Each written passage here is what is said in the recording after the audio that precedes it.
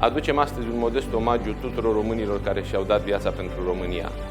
Recunoștință pentru toți cei care au îmbrăcat haina militară și s-au sacrificat pentru păstrarea ființei naționale și pentru independența țării noastre. Evenimentele de cinstire a numelor eroilor neamului au loc în toate garnizoanele din țară, la monumentele ridicate în amintirea luptelor grele, în lăcașele de cult, în școli și la misiunile diplomatice ale României din străinătate.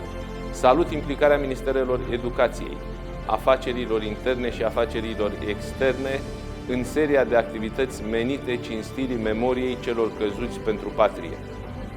Apreciez inițiativa Asociației Alături de Eroi, care reunește antreprenori și profesioniști de marcă din țara noastră.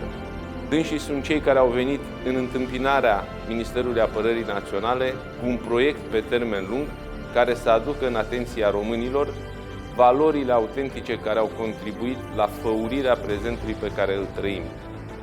Pentru că eroii României aparțin tuturor românilor. Avem o țară pentru că ei, milioane de români, nu au stat la adăpost și și-au apărat patria, poporul și valorile naționale cu arma în mână. Au căzut la datorie, dar au rămas vii în amintirea unei întregi națiuni. Ceremoniile organizate astăzi de Ziua Eroilor sunt dovada că nu au fost dați uitării. Punem eroi înaintea noastră și țara înaintea tuturor.